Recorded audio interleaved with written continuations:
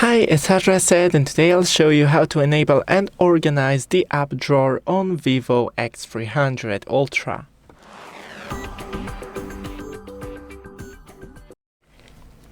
So first, go into the settings, home screen, lock screen and wallpaper, then home settings, home screen style, and select the drawer style. Now, when you scroll up, you have the app drawer. When you click and hold on the free space, then you can customize it. You can select apps to add to home screen, for example. You can create right here a new folder with some apps. And that's pretty much it. Thanks for watching. Don't forget to leave a like and see you in the next one.